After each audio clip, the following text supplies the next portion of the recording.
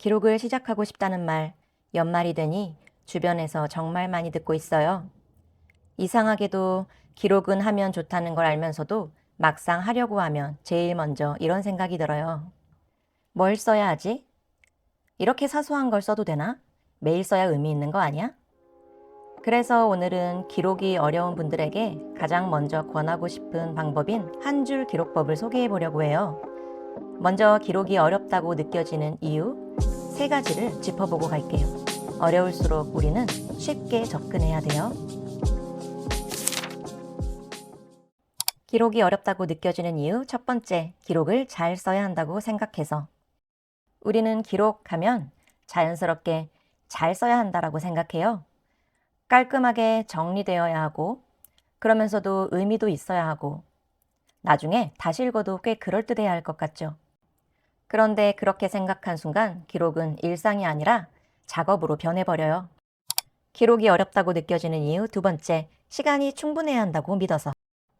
기록하고 싶지만 오늘은 시간이 없으니까 패스.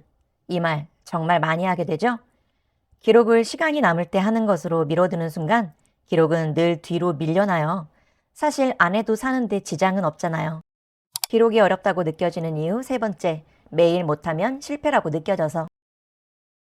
하루 빠졌다고 또는 이틀 못 썼다고 난 역시 기록이랑 안 맞아 라고 결론 내려버리는 것.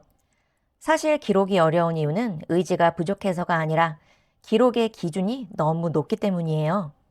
이젠 일기 검사해주는 선생님도 없는데 당장 쓴다고 다음날 돈이 벌어지는 것도 아닌데 어떻게 한결같이 매일 쓰는 게 쉽겠어요? 그래서 제가 추천하는 방법이 한 줄 기록법이에요. 하루에 딱 한 줄, 길 필요도 없고 잘 쓸 필요도 없어요. 별일 아니지만 오늘 있었던 일 한 줄, 오늘 내가 느꼈던 기분 한 줄, 혹은 그냥 너무 지치고 피곤하다 한 줄, 이 정도면 충분해요. 기록의 문턱을 최대한 낮춘 방식이라고 생각하면 돼요. 그래서 오늘 영상의 핵심, 한 줄 기록법을 소개합니다. 한 줄 기록법의 첫 번째 방법, 시간을 정한다. 잠들기 전, 혹은 아침에 눈 뜨고 나서, 아니면 점심 먹고 업무를 보기 전에, 이렇게 하루 중 딱 한 타이밍만 정해요.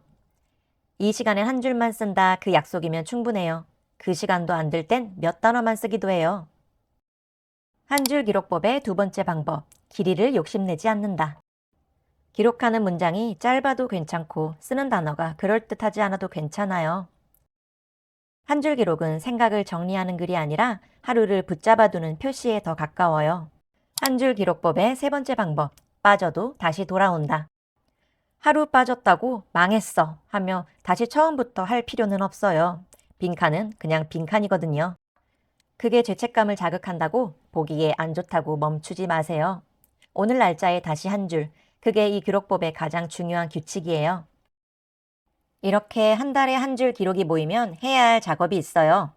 먼저 천천히 읽어보며 이건 이번 달에 자주 나오네 싶은 것에 동그라미만 쳐봐요. 자주 등장하는 사람일 수도, 반복되는 장소일 수도, 또는 특정 시간대일 수도, 자주 하는 행동일 수도 있어요.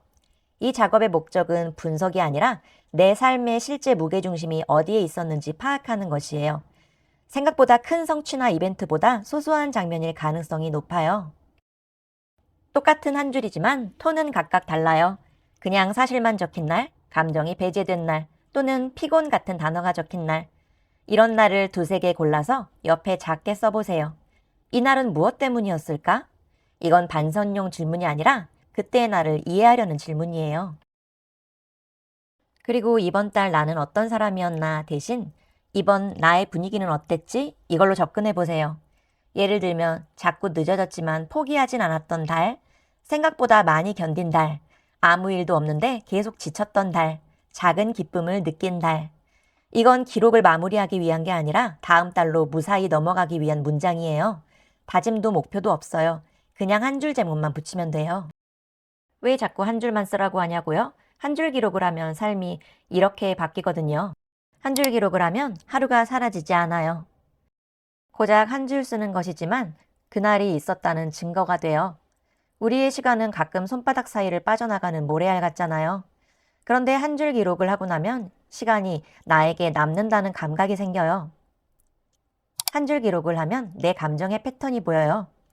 한 줄 기록을 한 달 모아보면 유난히 지친 날, 자주 웃은 날이 보여요.